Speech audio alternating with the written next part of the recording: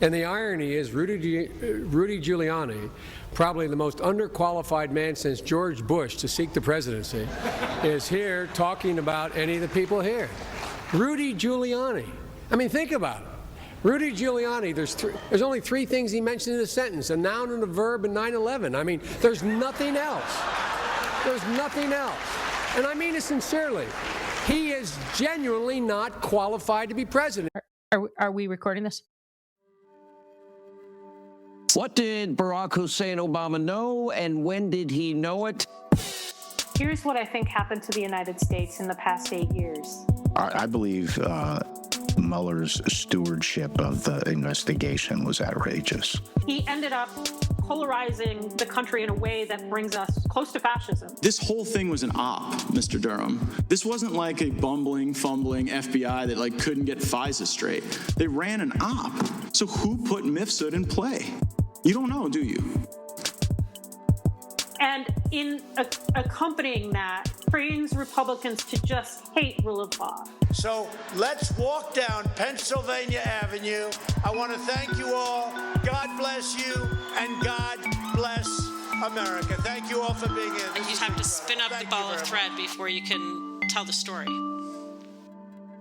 In this episode, we're going to explain how Trump's request of Volodymyr Zelensky to get dirt on Joe Biden really did end up with a bribery claim that framed Joe Biden. Joe Biden has confessed to it in a video interview where he said he went to Ukraine, he held hostage $1 billion in U.S. loan guarantees and demanded of the Ukrainian government fire the prosecutor that is investigating Burisma and investigating the oligarch. We know the quote happened.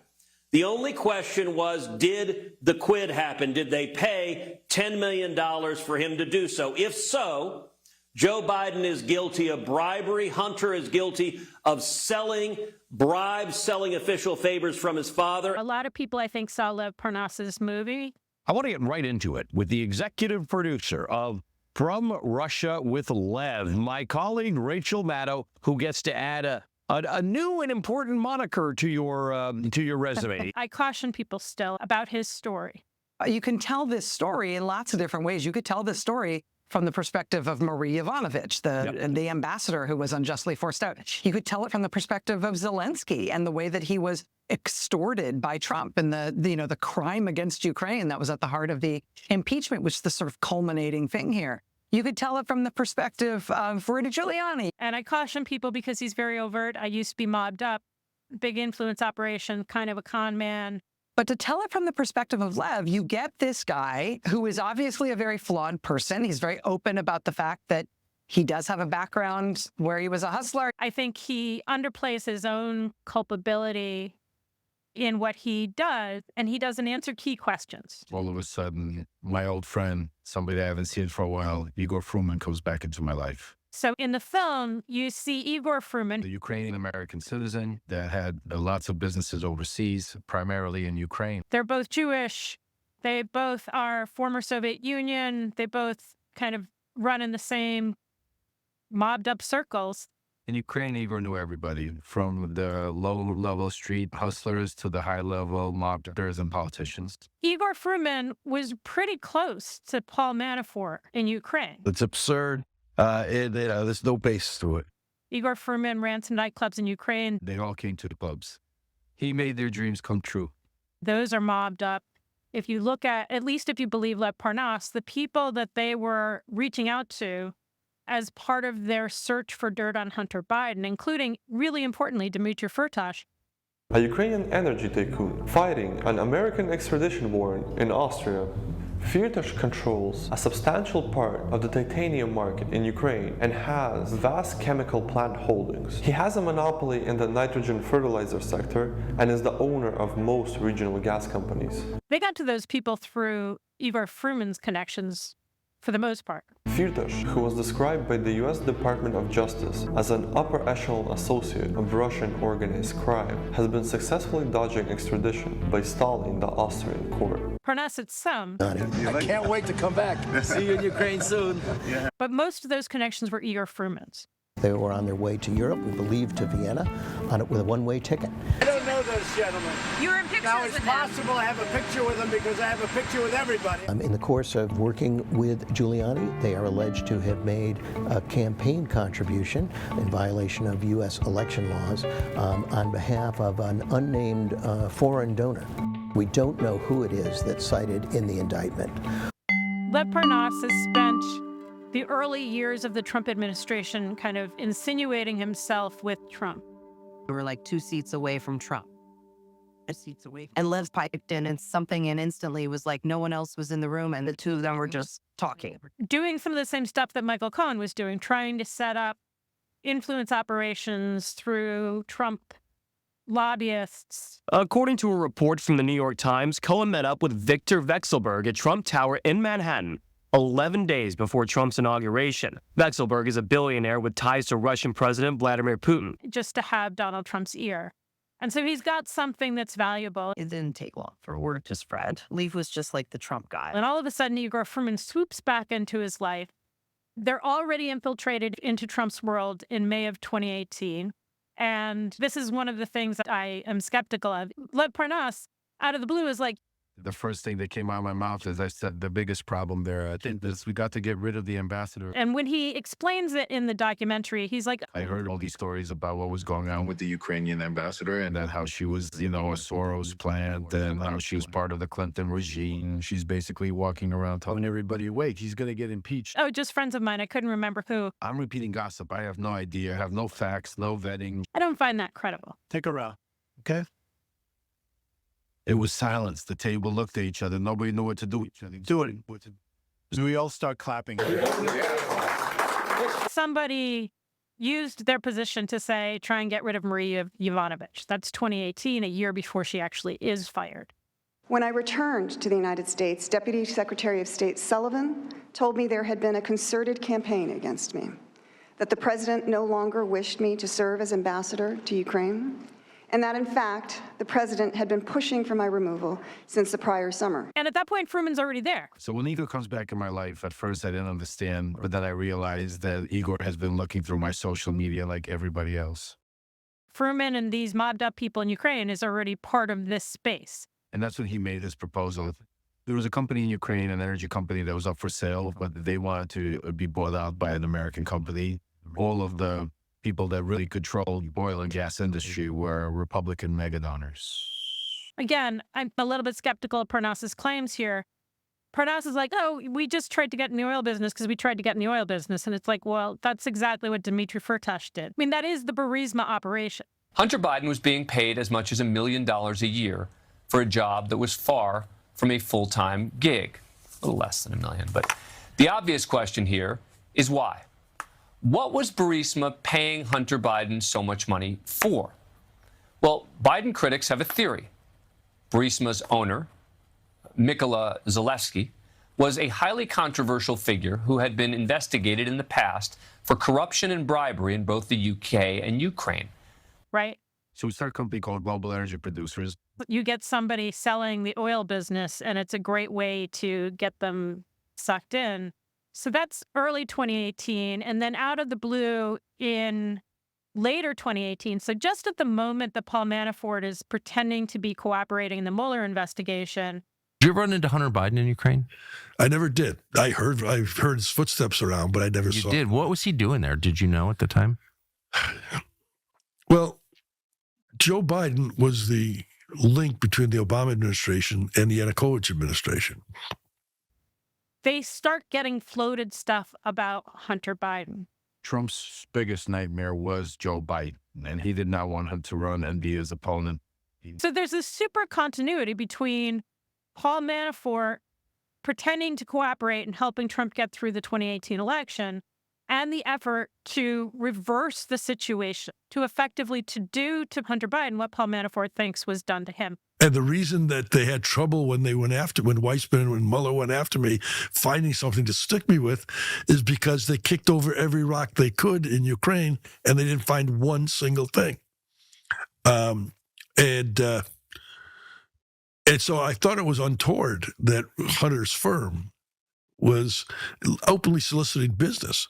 I did this comparison a long time ago. They're not the same people, right? Like, Paul Manafort really was influence peddling. So he says that working for Yanukovych and also working for all these other foreign leaders, even though they may have appeared to be bad guys or could be cast as bad guys, what he was trying to do was to further U.S. foreign policy interests by bringing them into alignment with the West, in the case of Yanukovych, with the European Union. And to critics or folks who have followed Ukrainian politics, the answer to that is, well, how'd that work out for you? Yanukovych ended up turning his back on the European Union, embracing Putin, being driven from office by mass street protests related to his pivot towards Moscow and the perceived rampant corruption within his regime. And Manafort ended up making $60 million, much of which he didn't declare, as we now know, because he has admitted in this case. Paul Manafort really was going to politicians in the United States and hiding that he was working for Russian oligarchs. Oleg Deripaska, an aluminum magnate, is thought to have close ties with Vladimir Putin. Deripaska and Paul Manafort form an investment firm together. It's based in the Cayman Islands. It's called Heracles. Hunter Biden was asked to do that repeatedly. And by and large, what he said is, I will not do anything that requires me to register. So he would go and he would get lobbyists to do the work. He wouldn't do the work himself. Several former Ukrainian officials, including ex-deputy prosecutor Eugene Yenin, say they found no reason to investigate the Bidens. Did you see any evidence of wrongdoing by Hunter Biden? Never ever. Did you ever see any evidence of wrongdoing by Joe Biden? Never ever. That's one key difference. Another key difference is he never money laundered, as far as we know. So, for example, all of the money that the House was chasing for years, all of that came through corporations set up in Delaware. There's no Cyprus. There's no Swiss banks. There's no, $18.9 million to buy a Ukrainian media company for Oleg Deripaska, who, according to WikiLeaks, State Department officials described as one of 2 to 3 oligarchs Putin turns to on a regular basis. Documents from a legal action show that some of that money from Deripaska went to a Manafort-linked company in Cyprus. It's all Delaware. Everything, you can trace it all through banks in Delaware, like Wells Fargo, right? Joe Biden just yesterday said, or his spokesperson said, he's not going to pardon Hunter Biden. We've been asked that question multiple times. Our answer stands, which is no. Whereas, Paul Manafort covered up for Trump and got a pardon. The Times also reports that the pardon discussion with Paul Manafort's attorney came before his client was indicted in October. And so there are these key differences between them, but it's really helpful to understand that the Hunter Biden operation starts with Igor Fruman being involved, somebody who had ties to Manafort going back a long way, to doing to Hunter Biden what had been done to Paul Manafort. It's just the unfairness level is at all-time highs. And unfairness, as we all know, is not the way to drive your life. There's this great symmetry in the operation. One symmetry, and I'm jumping ahead a bit, one symmetry in the operation is that, as Lev describes, they keep going to oligarch after oligarch, saying, can we get dirt on Hunter Biden? We would meet at BLT Steakhouse restaurant at the Trump International Hotel. The private room there that I was told by Don Jr. was swept once a week to make sure that there was no listening devices there. The BLT team was compiled of Rudy Giuliani, who was the head, then it was me and Igor. And then you had John Solomon, who was the Hill reporter at the time. Then you had Joe DeGeneva and Victoria Tunzing, who were 2 right-wing lawyers that used to work for Trump. They were a key part in getting Bill Barr to become Attorney General. Can we get dirt on Hunter Biden? And the deal is always the same. Right. Now, he hasn't substantiated that these deals happened.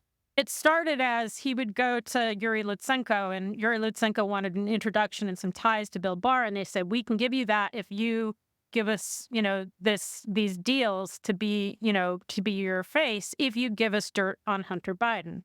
Rudy Giuliani's lobbying campaign in Ukraine included several conversations with the country's former prosecutor, who was tasked with investigating the allegations against the Bidens, including the suggestion that the 2 countries establish a joint commission to investigate.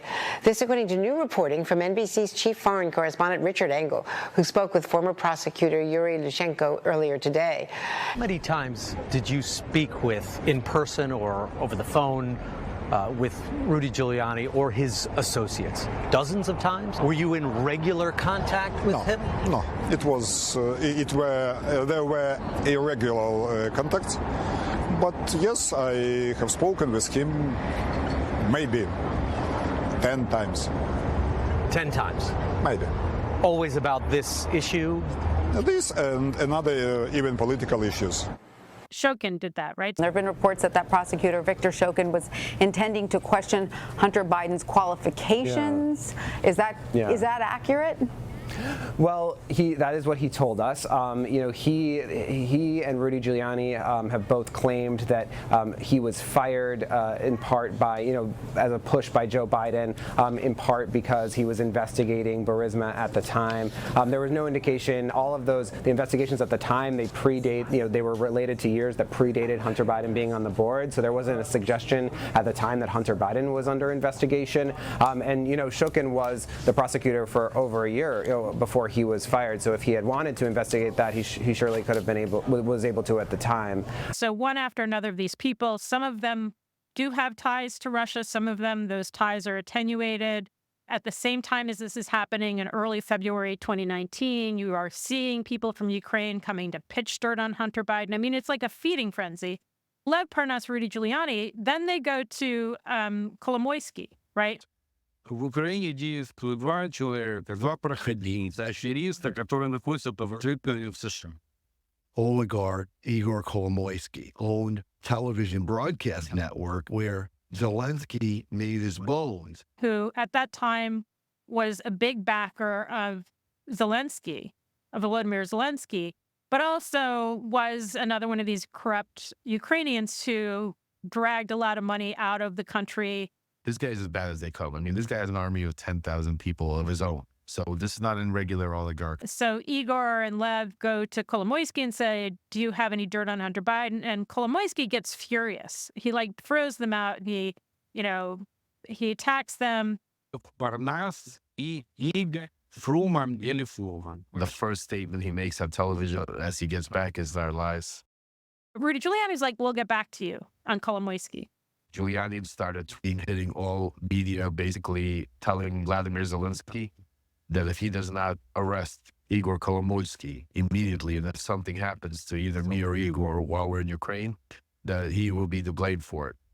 And sure enough, Kolomoisky in 2020 is the one of these oligarchs that DOJ rolls out new charges against. So it's as if Rudy Giuliani is offering this service.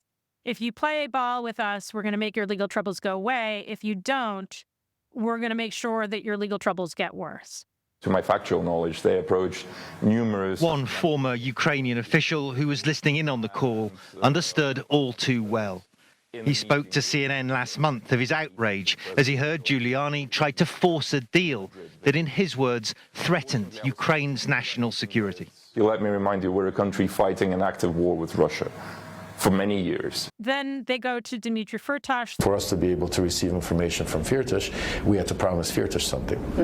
They go to Mykola Zlochevsky, or not directly to him, but they go to Burisma, right? That's when Trump has to enter the fray. This is how the perfect phone call comes out, right? Trump is all aboard this opportunity to get dirt on Hunter Biden, and he is buying things that people are telling him that are very similar to what Konstantin Kilimnik told Manafort a year before, like that the 2016 hack came from Ukraine, not Russia.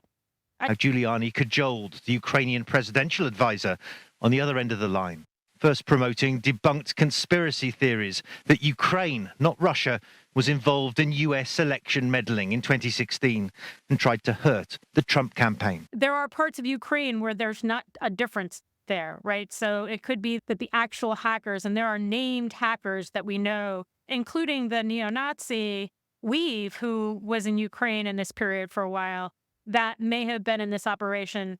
It doesn't make them Ukrainians. It makes them Russian people that Russia is protecting in Ukraine. But anyway, that's how the perfect phone call comes out.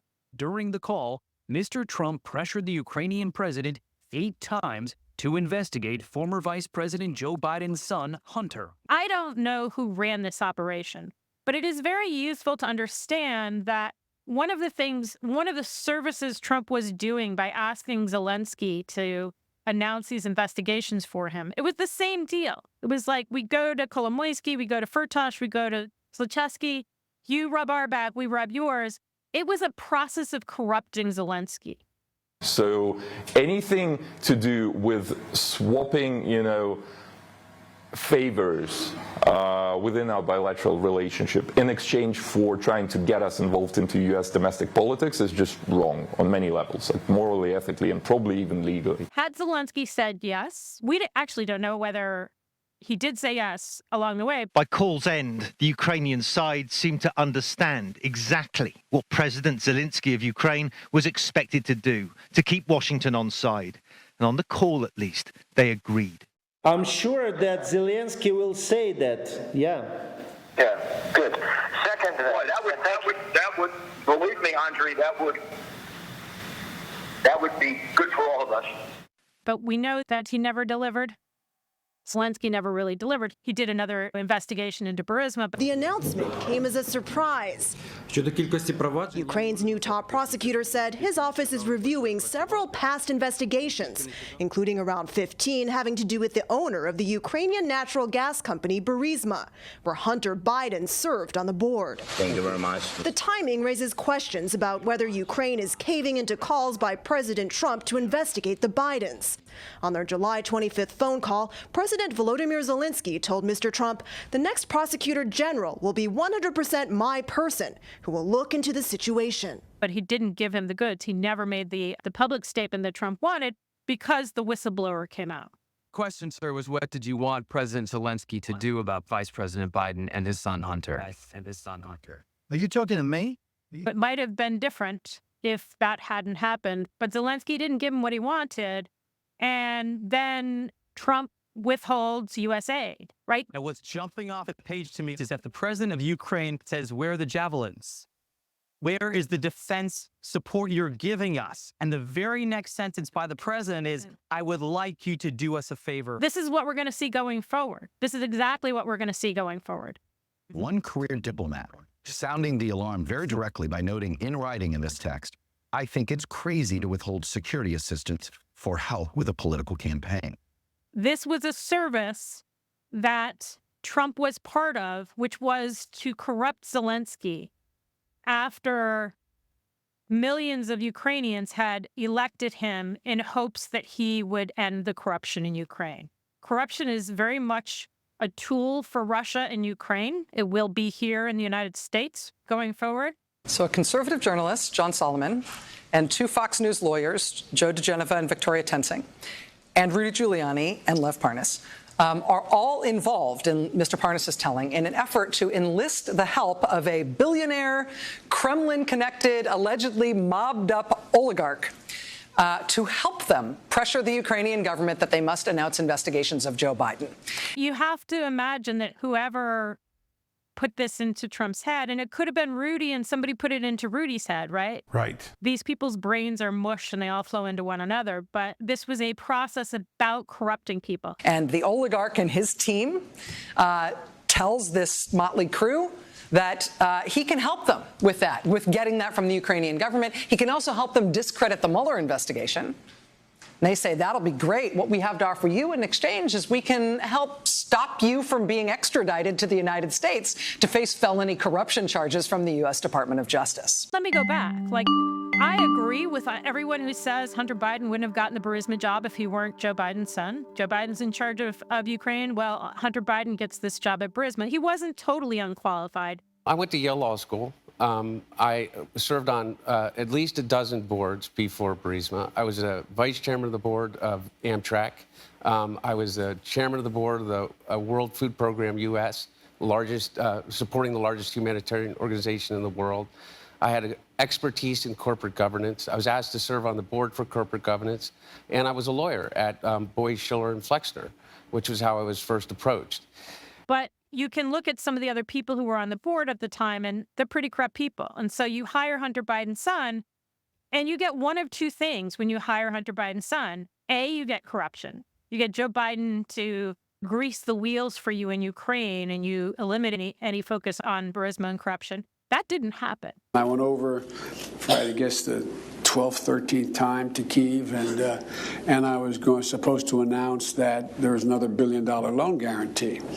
And I had gotten a commitment from Poroshenko and from Yatsenyuk that they would take action against the state prosecutor, and they didn't. So they said they were walking out to press conference. I said, no, I said, I'm not going to, or we're not going to give you the $1 billion. They said, you have no authority. You're not the president. The president said. I said, call him. I said, I'm telling you, you're not getting the $1 billion. I said, you're not getting the $1 billion. I'm going to be leaving here. And I think it was, 6 hours? I said, I'm leaving in 6 hours. If the prosecutor's not fired, you're not getting the money. Well, son of a bitch. Got fired. And they put in place someone who was solid at the time. Well, so they made some genuine, substantial changes institutionally and with people.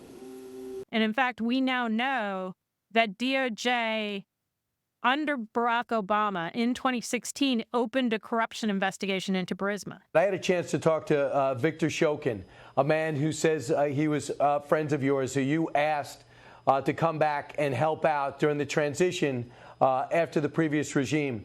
Here's what he said on why he was fired by you. Listen. Poroshenko fired me at the insistence of the then Vice President Biden because I was investigating Burisma. There were no complaints whatsoever, no problems with how I was performing at my job, but because pressure was repeatedly put on President Poroshenko, that is what ended up in him firing me. Is that why he got fired, because of the $1 billion and the former vice president, now president? First of all, this is the completely crazy person. And this is something wrong with him. Second, there is no one single word of truth. And third, I hate the idea to make any comments and to make any intervention in the American election. We have very much enjoyed the bipartisan support, and please do not use such person like Shokin to undermine the trust between bipartisan support and Ukraine. So it worked the opposite of the way it was supposed to. They were hoping they would make all of the corruption inquiries internationally, so in Ukraine and the UK, go away, and instead more corruption investigations happen. Yes, his office did have an investigation into the company underway before he was fired. It did. It did have an investigation. You found that for sure. Yeah, yes. Zlochevsky was being investigated at the time, but the U.S. embassy at the time was criticizing the prosecutor general's office for fumbling that investigation, for not actually pursuing Zlochevsky, and all these civil society activists and U.S. and European officials in the time were very critical of Shokin for not going after high-level corruption cases like that was pending against Zlochevsky, which was the guy who owned the company. But then Hunter Biden is this sitting duck that corrupt Ukrainian oligarchs could use, as they ultimately did, which was as a way to dirty up Joe Biden, as a way to basically blackmail Joe Biden. And I think the blackmail worked, by the way. In Woodward's book, he describes Blinken saying, and I argued this in real time, the reason Joe Biden collapsed on that debate is because he was so stressed about Hunter Biden. Hunter Biden had been prosecuted in June and was facing another prosecution. It was the most humiliating thing. Biden was worried about keeping him sober. The issue of Hunter Biden is just ripping Joe Biden's heart out. And it is something he talks about with close friends. He worries about, where is this going to go? Woodward's book says, Biden feels racked by guilt because none of this would have happened to Hunter Biden if he hadn't run for president. Did you say you and your dad talk every night? Every night, yeah. Yeah, well, we talk at least every night, yeah. Sometimes. By the way, not only does he talk to me every night, he calls every one of my daughters, and he talks to each one of them every day. And he talks to me, and I know that he talks to my sister. The President of the United States. Yeah. Yeah. But, by the way, he's always done that. The Hunter Biden operation becomes this ongoing pressure to Joe Biden through the entire time he runs up until now, right? Brilliant, brilliant use of ruining a human being's life. Was there ever a time when you thought, okay, there's no way he's going to give up on me, I've done it now? Never, not once. So the amazing thing is, even after the perfect phone call comes out, right? And there's this amazing moment where Bill Barr claims he was not a part of this. We may now never figure out, what part of it he was. But there's this moment. You'll remember that Bill Barr said, oh, I didn't have any conversations. I didn't reach out to Ukraine. I had nothing to do with it. Our Paula Reed is reporting that Attorney General Bill Barr was quite upset to see his name linked in that transcript to this call for an investigation. His linked there to Rudy Giuliani. You have oversight. Have you asked the Attorney General if he was asked to investigate? Have you ever talked to Trump about anything in the Ukraine for corruption? No. Did the president ever ask you to call anybody in Ukraine? Did he ever mention going after Joe Biden? No. Multiple times over the next several weeks, he keeps emailing his staff and saying, exactly what did I say? As if he knows he's going to be caught in a lie. And there's this moment the day they released the transcript on September 24th. This is a CBS News special report. Jeff Begays and other reporters were allowed to see the phone call transcript this morning. This was a 5-page document, and, as you might imagine, it starts out like any other call with a foreign leader would start. There's a congratulations on the election victory, but President Trump did allude to Europe not doing enough to help Ukraine, but then he seems to veer into the DNC server. He mentioned CrowdStrike, which is a company that investigated the Russian hack of the DNC server. And then from there, he progresses to ask the Ukrainian president about Joe Biden. And let me put this quote up on the screen for you to see. This is what the president said, according to the transcript, which, according to senior DOJ officials, is not verbatim, but this is what they have. Quote, the other thing, there's a lot of talk about Biden's son, that Biden stopped the prosecution, and a lot of people want to find out about that. So whatever you can do with the attorney general would be great. It seems like Barr, his top aides, and John Durham are in a bar together, and they're frantically talking about how this released transcript is going to affect them.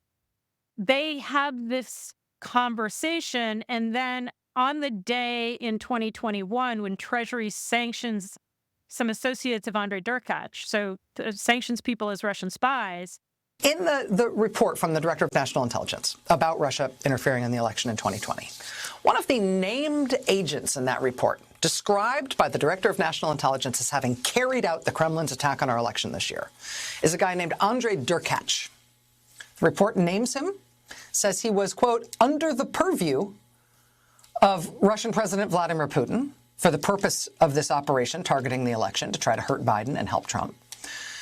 And that guy, Derkach, didn't just shovel Russian intelligence disinformation to Rudy Giuliani, which is something that's been well documented and raises all sorts of interesting questions about what's reported to be an ongoing criminal investigation of Mr. Giuliani, which was kiboshed in part by Bill Barr's Justice Department when they blocked prosecutors at the local level from pursuing a search warrant for Giuliani's electronic devices. Beyond Derkach feeding all of this stuff to the president's lawyer, Rudy Giuliani, as part of Russia's attack on our election, last summer, Democrats on the Intelligence Committee in the House learned that that same guy, Derkach, had mailed a stack of unknown materials to a Republican congressman named Devin Nunes, who's the top Republican on the Intelligence Committee to this day. On that day, somebody in Durham's orbit brings up those texts again, as if he has had ties with one of the people that was sanctioned as a Russian spy in 2019 as the impeachment is rolling out. Derkach is part of a Russian effort to interfere in the election against Biden by, quote, spreading claims about corruption, including through publicizing leaked phone calls, according to an August statement by the Office of the Director of National Intelligence. And if Russian intelligence is feeding information through Derkach to Giuliani, it means that Russian intelligence is making its way into the election bloodstream. Giuliani denies knowing his contacts were Russian agents. Well, Durkheim has nothing to do with Biden. No, Giuliani, can you please explain the nature? I did not know he was a Russian agent. Lev Parnas is about to get on a plane to go meet with Dmitry Firtash. I was given certain documents by John Solomon that would validate to Dmitry Firtash that I was in the loop and that I knew what was going on, because Mr. Firtash is a gentleman that just doesn't see anybody, and it's, it's impossible to even get to meet with him. He's been meeting with Firtash for a while. Right. Again, there's this parallel with Paul Manafort. During the Paul Manafort investigation, Andrew Weissman approached him and said, do you want to flip on Paul Manafort and also help us understand Vladimir Putin? Never happened. But Parnas, Giuliani, John Solomon, they used that as their offer to Firtash. They said, we'll give you a better offer. Here, we can prove we know exactly what Andrew Weissman offered you, and we'll give you a better offer. So for Firtash, it was basically telling him that we knew his case is worthless here, and that he's being prosecuted for no reason. That basically it could get taken care of. That was your offer to Mr. Firtash, that we can get this prosecution of you dropped. Your extradition case, correct. And so that is the kind of discussion that and Parnas claims, he doesn't prove it, but Parnas claims that Victoria Tonsig was in constant communications with Bill Barr, and that Tonsig was able to get certain asks from Bill Barr. Victoria told him, don't worry about it. Bill Barr is going to wipe away the Mueller report, and that was it. So Parnas claims, doesn't prove it, that Bill Barr was on board with this, right? So Parnas, Freeman get on a plane. They're going to go to Firtash. That meeting is where they are supposed to get a laptop, okay? That's the meeting where they're supposed to get a laptop. They're arrested. No one else gets on the plane. Bill Barr goes to meet Murdoch. All of a sudden, Sean Hannity doesn't get on a plane. Bill Barr went to meet with Rupert Murdoch. What people are not putting 1 + 1 together is the day I got arrested, I was flying to Vienna to set up an interview for Sean Hannity to do with Victor Shokin. And it was supposed to be a primetime interview that they were setting up. With Sean Hannity and Shokin, and who else was behind it? Rudy Giuliani was supposed to be there, and also the ex-CFO of Burisma, who was supposed to be giving information on all of that. I think Lev is right that he was hung out to dry.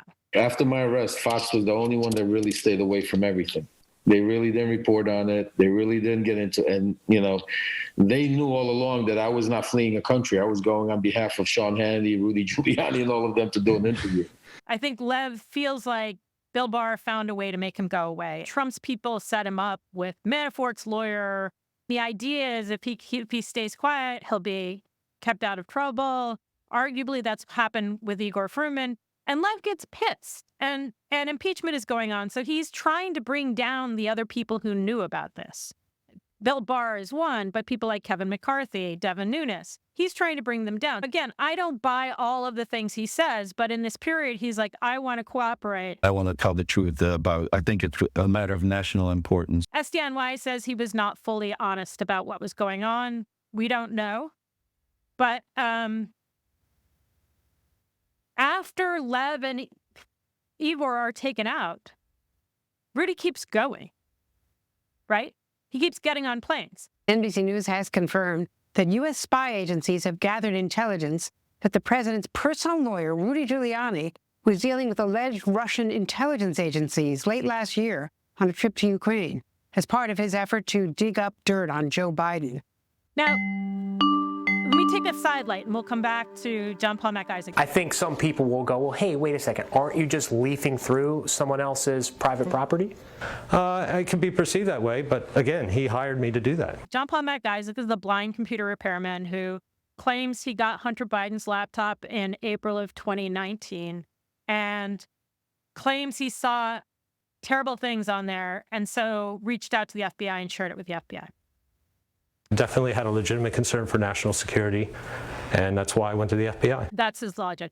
There are problems with his logic, right? There are problems with his story. There are problems that he misdescribes the laptops that he got. There are problems that he misdescribes the hardware that he got and therefore invents an excuse for the way in which he copied the hard drive. Lots of problems with this story. I had to do something with it because, A, I'm a Boy Scout, and when you see criminality, you should be able to take it to the authorities. What's super interesting is there are also timeline discrepancies between John Paul MacIsaac's story and the FBI's story. MacIsaac, who acknowledges he's a Trump supporter, has now written a book about his experience called American Injustice, My Battle to Expose the Truth. I think this is John Paul MacIsaac's story through his dad. The same day that Lev and Igor get on a plane. So in other words, the FBI is offered a laptop the same day that Lev and Igor go to get a laptop. It's the same day. Now, the FBI says that happened later, and I think it's probably right that it happened later. But these discrepancies on the timing raise real questions. In December of 2019, so this is when the House impeaches Donald Trump. Obviously, that was a very sad and an awful exchange on the part of our president. This was Zelensky, now a world hero, asking for weapons. And it was an American president slow-walking the provision of those weapons in order to have Zelensky carry out a political investigation on his foe. It was wrong. It was in violation of a president's responsibility to defend our nation and defend the cause of freedom, and resulted in his being impeached. And Rudy Giuliani's still getting on planes. Like, Rudy Giuliani met with Andre Derkach. First time I met Derkach was in late November of last year, and I met him on television, and I've interviewed him 3 times, and they're all a matter of public record. Everybody knew he was going to do it. Everybody knew that he was a Russian spy. He met with Andre Derkach on December 5th, 2019, and several other sketchy people, and that happened in the middle of impeachment. Like, in the middle of impeachment, Rudy is meeting with Russian spies. Let me say that again. In the middle of impeachment, Rudy is meeting with somebody everyone agreed was a Russian agent to get dirt on Hunter Biden and Joe Biden. In the middle of impeachment. Why are you out here spinning conspiracy theories and lies and interfering with an American election? What happened to you? I'm not interfering with an American election. Indicting Steve Bannon is interfering with an American election, but that's okay. The other thing that reportedly happens in the middle of impeachment is this investigation I told you about, 2016, it gets opened under Joe Biden, under Barack Obama. It gets closed in December 2019. So if you recall, Donald Trump got away with impeachment by saying we are legitimately chasing Burisma's corruption. The House managers talked about the Bidens of Burisma 400 times, but they never gave you the full picture. But here are those who did. The United Kingdom Serious Fraud Unit, Deputy Assistant Secretary of State George Kent, Chris Hines, the ABC White House reporter, ABC, Good Morning America, The Washington Post, The New York Times, Ukrainian law enforcement, and the Obama State Department itself. They all thought there was cause to raise the issue about the Bidens and Burisma. It is a legitimate thing to go want to find out whether Burisma is corrupt or not. But according to Chuck Grassley, at the exact time he is making that defense in impeachment, Bill Barr's DOJ is shutting down a 3.5-year investigation into Burisma. So publicly they're saying there was a basis to talk about this, to raise this issue. Privately, they're shutting down corruption investigation at Burisma. And that is enough. I yield my time. 2 more things happened in December of 2019. SDNY didn't stop investigating. They had just come to incorporate Marie Yovanovitch's firing in August of 2019. Deputy Secretary of State Sullivan told me there had been a concerted campaign against me. It started off as just foreign donations from another Russian oligarch into the cannabis business in the United States and other kinds of fraud. As they see Rudy and Lev Parnas waltzing around Eastern Europe, they're like, oh, they just got Marie Yovanovitch fired. So that gets incorporated into the SDNY investigation in August 2019. But the warrant they used to get Lev arrested only mentions the other stuff. And then in October, having seized a bunch of stuff at Lev's house, they go back and get a new warrant to conduct the FARA investigation into Lev and Rudy. And then in early November of 2019, they get warrants on Rudy and Victoria Toensing. Breaking news out of Manhattan right now. The FBI has just raided the apartment of former New York mayor and close Trump confidant Rudy Giuliani. So in other words, SDNY is not part of Bill Barr's plan, and this is another area where I disagree with Lev Parnas. SDNY is not part of Bill Barr's plan to just make Lev go away. They're still going to investigate Rudy, and that creates all sorts of problems because he's still getting on planes meeting with Russian spies. One of your former colleagues, Lev Parnas, sent out a tweet that I want to read to you. So now, at Rudy Giuliani, a real Donald Trump's attorney, wants the world to believe that he did not know who Derkach was when he flew to Ukraine with this reporter from OWN to receive misinformation on Joe Biden, hashtag Lev remembers, hashtag Rudy never learns, hashtag truth matters. What is your response to that tweet? He's lying because he couldn't possibly know. I wasn't in contact with him then. So one of the things that happens in December and is formalized in January is Bill Barr says any further steps on Ukraine investigations are in EDNY, so Brooklyn, as opposed to SDNY, Manhattan. And they're going to be gate-kept by Richard Donahue, who ends up being a hero of January 6th, but is pretty sleazy in all of this. So in other words, he finds a way to block any further investigation by SDNY into what Rudy Giuliani does.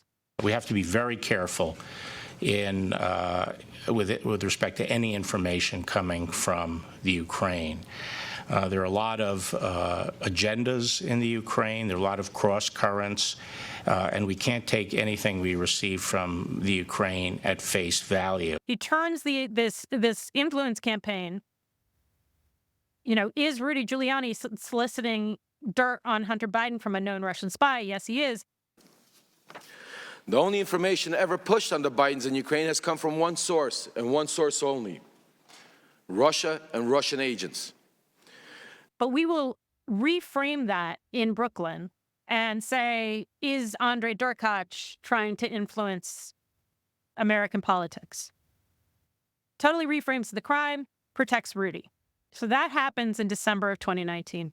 And it just blocks a lot of the stuff that SDNY would have naturally done. Like, they're still investigating as Lev gets on a plane to go to meet Dmitry Firtash.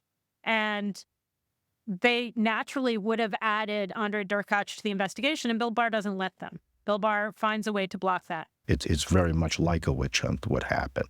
And then finally, the other thing that happens in December of 2019 is that according to John Paul MacIsaac, again, none of these people are credible. I realized that this was a lot bigger than me. But according to John Paul MacIsaac, guy at the FBI calls up and says, how do we boot the Hunter Biden laptop? And that's not how you forensically access a laptop. How do we boot the Hunter Biden laptop? According to John Paul MacIsaac, that happens on December 9th. FBI doesn't get a warrant for that laptop, as far as we know, until December 13th. So if you believe John Paul MacIsaac's story, the FBI accessed the laptop 4 days before they got a warrant for it, and did so in forensically unsound way. Yeah, I don't leave the house. Then on the 13th, they get a warrant. This is for what turns into the tax investigation. We can talk about that because that's a whole nother story. And on December 14th, Will Levi texts Bill Barr and says, laptop on your way. No idea whether it's the same laptop. But you get a warrant for the laptop. And then Will Levi texts Bill Barr and says, laptop on your way. Later on, there is a story that John Durham got a copy of the laptop. I also wonder whether that laptop was used by Trump's impeachment defense team, because there's this moment in February of 2020 where they're talking about calling Hunter as a witness. They're going to make him talk about Burisma corruption. The need for the Senate to hear the testimony of Hunter Biden and the need for the Senate to grant the White House lawyers the ability to take that testimony has become all the more relevant. I wonder whether via whatever means, and Barr certainly had the ability to access a laptop. He had the legal right to access a laptop.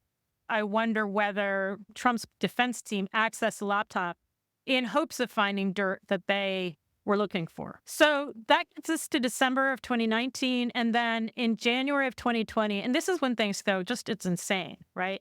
Bill Barr publicly announces that this gatekeeping is going on. If you want to do anything on Ukraine, you have to go through Donahue, who's in Brooklyn. But privately, on January 5th, 2020, and again, this is during impeachment, between when the House indicts and the Senate trial happens. They don't care that impeachment is ongoing. And on January 5th, 2020, Seth Ducharme, who is at that point Bill Barr's fixer, goes to Scott Brady, who's a very Trumpy U.S. attorney in Pittsburgh, and says, I need you to do something for us. U.S. attorney here in Pittsburgh will reportedly vet information that Rudy Giuliani has gathered from Ukrainian sources, information about former Vice President Joe Biden and his family. The Washington Post reports that U.S. Attorney Scott Brady and his team will review materials from Ukrainian sources claiming to have damaging information about the Bidens. And this is the Brady side channel. This is the third or fourth or however many you want to count U.S. attorneys' investigation to find dirt on Trump's opponents. And what Brady, according to his testimony to the House last year, what he did, they explained it away because Jerry Nadler got word of it. And they explained it away by saying that Barr was only setting up a vetting system. So, for example, the stuff Rudy Giuliani got from a Russian spy was vetted before it went to any other investigation. Now, it's a stupid argument in the first place because the people actually doing the investigation know how to vet this stuff, right? They have access. Nadler, a New York Democrat, wrote that it seems unlikely that Brady verified the information obtained from Smirnov as he testified he did. It wasn't a full FBI investigation, so Scott Brady didn't have the means to, so, for example, subpoena stuff. All he was doing was reading newspaper articles to see whether it was consistent. One thing Brady did was he contacted the investigations of all the other oligarchs, right? So the people in Illinois who were investigating Dmitry Firtash, the people in Ohio who were investigating Kolomoisky. There's one more that he contacted. He contacts all the other investigations of these oligarchs. We don't know what he did with them, but he contacts them as if he's doing, like he's fulfilling the Rudy quid pro quo. Kolomoisky didn't cooperate. He gets prosecuted. Firtash did. No more charges. Brady also contacts Jeffrey Berman in SDNY. We know there that Brady, who knows nothing about this investigation, contacts SDNY and says, you're wrong. Going forward with these cases, which would have embarrassed Trump, is the reason that you were fired? Bill Barr, no doubt, believed that if he removed me and replaced me with someone from the outside who he trusted, he would remove an obstacle from Trump's reelection. And the main cases that were percolating then were the Ukraine investigation arriving out of Lev Parnas and Igor Fruman, who were associates of Rudy Giuliani. Brady did an interview with Rudy Giuliani, an interview that was not entered into the FBI systems. Brady met with Giuliani in Pittsburgh to discuss the materials. And the arrangement raised concerns within the FBI and DOJ about the agencies being drawn into a politicized investigation. So an interview that prosecutors in SDNY couldn't use for the Rudy Giuliani investigation, but that Brady used to rebut the investigation into Rudy Giuliani. So friends, were you able to follow the bouncing lies? The Russians feed Smirnov lies about Joe Biden and Hunter Biden taking bribes. Those lies somehow make their way to the FBI through Smirnov, who was, over time, an informant for the FBI. Bill Barr tasks this Trump-appointed U.S. attorney, Scott Brady, to vet this information. Brady meets with who? Rudy Giuliani, and reviews some information not further specified. Rudy Giuliani, who's Donald Trump's lawyer. When you want to know why Rudy Giuliani wasn't charged, this is one of the reasons why. He was treated as if he's an informant rather than a suspect. At each level, you're going to see more of it in a second term. This is what Bill Barr did with the Proud Boys. Proud Boys, stand back and stand by. Treat them as informants rather than suspects. Treat your allies as informants rather than suspects. And when Sessions left, they needed an attorney general who could stabilize the situation and provide leadership at the department. There's all this dirt on Hunter Biden, and they keep throwing it to David Weiss, who is investigating Hunter Biden. The people who investigated Hunter Biden actually made a lot of effort to prevent the actual case from being tainted by all of this other influence peddling. Steve Bannon's guy was pushing stuff. Other Ukrainian informants were pushing stuff. Tony Bobulinski went in with basically Trump's lawyer and started pushing stuff. Coleman, did I meet Mr. Meadows at a Trump rally in Rome, Georgia? I did. The people investigating Hunter Biden made an effort to kind of protect themselves, protect the investigation from all this garbage that was coming in. And they were pretty hostile to the Rudy Giuliani crap. And that's where the Alexander Smirnov tip comes to. Like, at the moment when the extent of Rudy Giuliani's relationship with starts to become public, Smirnov, who is a fairly long time FBI informant, starting in the crypto world, but he did go to meet with Burisma in 2017. He sees the Dirtcatch story and he's like, "Great, I'm going to take Joe Biden out." He sends his handler this photo that Tucker Carlson had used, Fox had used. Here's Joe Biden, his son's business partner. The two of the four guys in that picture were working for the Ukrainians. Did they talk about it on the golf course? I mean, there it is right there. It was a hoax. But they had used it during impeachment in 2019 to suggest that Konstantin Kilimnik and Hunter Biden were in cahoots or something like that. So the informant shares this photo, which has already been debunked publicly and presumably within the FBI, and his handler doesn't shut him down. Like, he's giving him stuff laundered through Fox News. His handler doesn't shut him down. And that's when he says, "I'm going to prove that Joe Biden got a bribe from Burisma." And that is the tip that it gets shared. Like, after Donald Trump calls up Bill Barr and yells at him in October of 2020. And he's got to act fast. He's got to appoint somebody. And says, you need to investigate Hunter Biden. Since there's major corruption, and this has to be known about before the election. After Trump does that, he then orders Donahue to order David Weiss to take this Alexander Smirnov.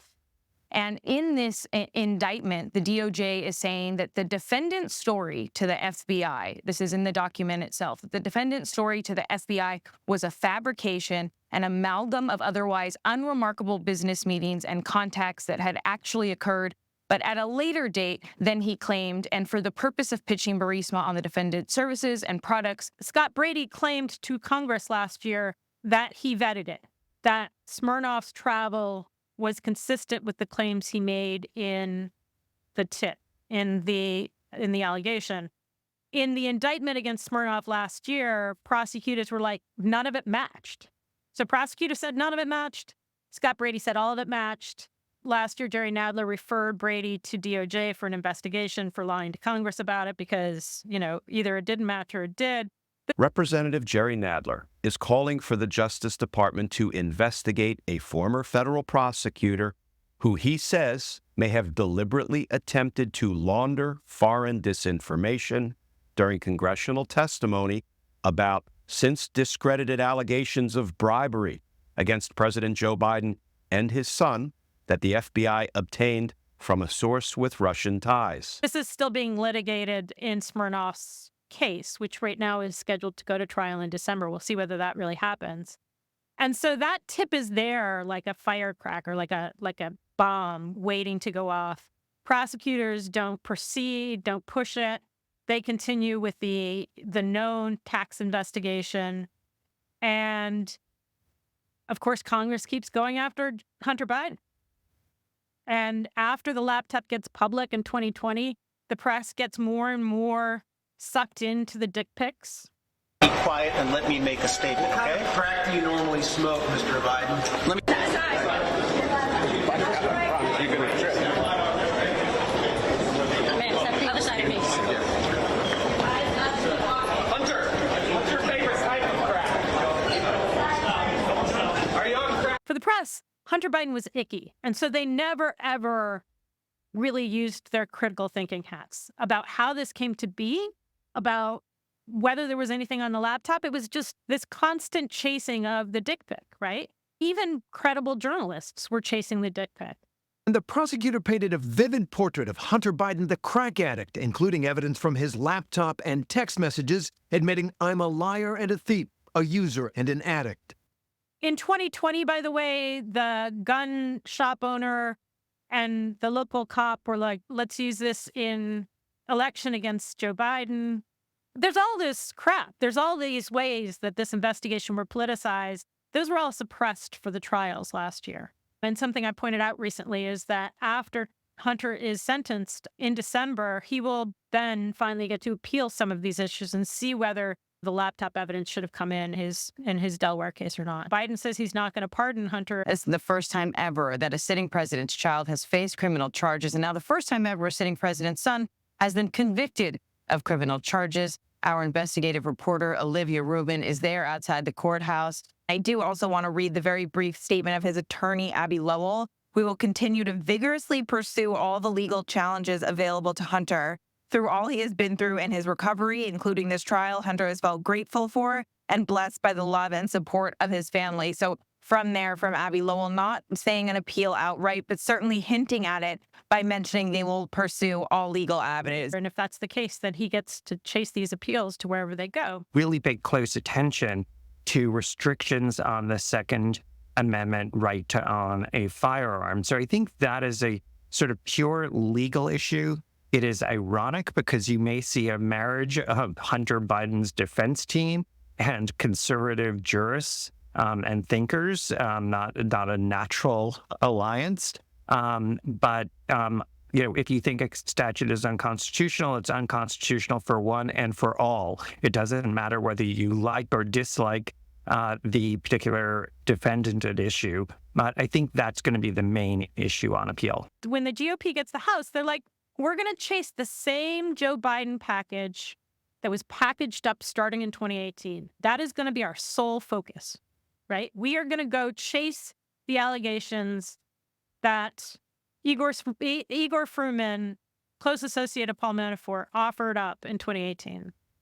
And that's what they did, right? We know what happened with Burisma in Ukraine in that December 4th through December 9th timeframe, where Joe Biden goes and leverages conditions that the American tax money on the firing of the prosecutor who was looking in to the executives of the very company Hunter Biden was on the board of. There's the Gal Luft allegation. He turns out to be an alleged Chinese spy. The think tank leader who claimed to have given the FBI information about Hunter Biden's criminal wrongdoing has been arrested on charges of being an unregistered agent of China. Eventually, Bill Barr goes on the record and he says that tip was sent to David Weiss to be investigated. It was a good tip because there's a spike going back and forth. Like the FBI was like, we couldn't do anything more with it. Bill Barr says, I sent it to David Weiss to do more with it.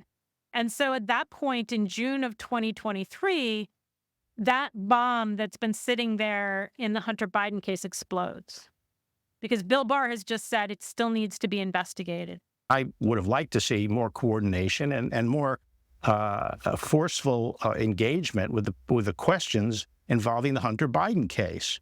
And does he think this is a fair and just resolution given the wrongdoing there? And also, more importantly, we need assurance that there was vigorous investigation of the other aspects, the financial aspects, and whether Joe Biden was involved in promoting his son's company and then sharing in the proceeds. Well, that's exactly the problem. And a lot of red flags there. In October of 2022, leading up to the election in the kind of October surprise that Devlin Barrett often gets. Good Lord, Devlin. Somebody leaked to him that there was enough evidence to charge Hunter Biden on tax and gun crimes. Turns out they were wrong about the gun crime because David Weiss didn't actually start collecting evidence, putting together the gun crime case until after the plea deal fell apart.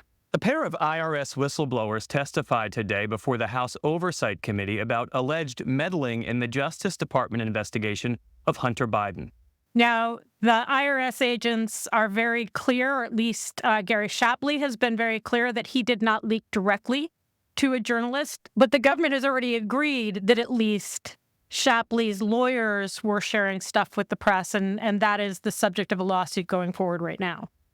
These are not just any IRS agents. These were two IRS investigators who were the chief two investigators in the Hunter Biden case. The IRS sort of pushes David Weiss to replace the prosecutor who has prevented this case from being politicized. These other guys who used to work with Rod Rosenstein come in. One is quite credible. The other one is less credible. They're both quintessential dickish prosecutors who will go for any kind of advantage against a defendant. And they basically, having told Hunter Biden, at least according to documents from the case, having told Hunter Biden's attorney on June 19th, 2023, that there is no ongoing investigation, they then, during the plea hearing, say there is an ongoing investigation. And that ongoing investigation is the Alexander Smirnov allegation. Like when they first met with Alexander Smirnov in September of 2023, they treated him as a source, not a subject. They were not investigating him for lying yet. Just last summer, Comer was calling this informant, Alexander Smirnov, a trusted and highly credible informant who had been used by the FBI for decades. So this was a key central basis of the Republicans, the House Republicans, entire impeachment inquiry into President Biden. What they said was the justification for launching that impeachment inquiry. And then possibly because the Scott Brady transcript came out publicly, then they had to do something about the fact that this guy was lying to them. And that's how you get the Alexander Smirnov trip. But honestly, what you end up with there in 2023 is this bomb that was placed in the Hunter Biden case in 2020, on October 23rd, 2020, goes off on June 7th, 2023. There are a lot of red flags there. The bomb is an effort under Bill Barr's DOJ to criminally frame Joe Biden with bribery. That's what happens. And that story, Rudy Giuliani's involvement in it, Bill Barr's involvement in it, where it came from, how they found Smirnov. He's got ties to South Florida's Ukrainian Jewish community, which is not that far away from Lev Parnas or Igor Fruman or a bunch of other people who hang out with Rudy Giuliani. We don't get answers to any of that.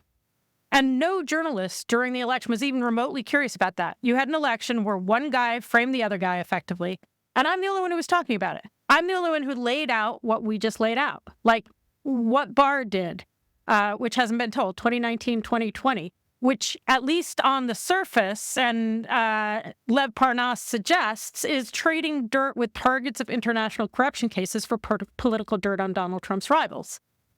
That's already happened. That happened under Bill Barr. That already happened, and Trump was not held accountable for it at all. Bill Barr, not held accountable. Rudy Giuliani, barely held accountable. And from that, you create this investigation into Donald Trump's opponent. You create the pressure of Joe Biden knowing that becoming president made him expose his son, his addicted son, to all of this. And that is a tragic story that the media entirely missed. They were out to get the president. One of the reasons why we have not gone back and unpacked the full extent of the Rudy episode, right? We've got the impeachment, and people they're just like, oh, no impeachment, right? They don't think through what it means that Bill Barr's DOJ shut down an investigation of Mykola Zlochevsky in the middle of impeachment. So Donald Trump was publicly saying we need to investigate Burisma corruption, and privately his DOJ shut down a corruption investigation into Burisma. Same month. They don't think through all of these details.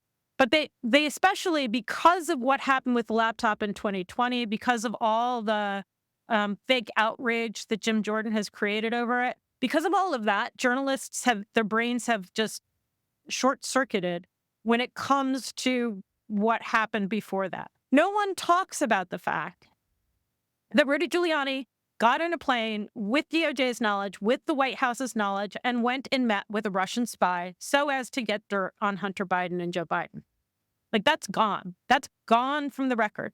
And yet it is absolute, like, it's not me saying that, it's DOJ saying that. Derkach is part of a Russian effort to interfere in the election against Biden by, quote, spreading claims about corruption, including through publicizing leaked phone calls. according to an August statement by the Office of the Director of National Intelligence. Gone. Just poof. Gone. Well, because of what happened because of the way the laptop outrage has taken on a life of its own. And frankly, because of the way that, because of the way that journalists really do want to sniff dick pics. The thing about these packages, the thing about the Podesta package, the thing about the Hunter Biden laptop is that they are easy. The laptop and its contents had fueled Republican interest in Hunter Biden's business ventures. They don't require actual journalism. They're so easy, Glenn Greenwald can use them. But they haven't denied that this is his laptop, which would be the first thing to do. This is the key point. And that is what happened.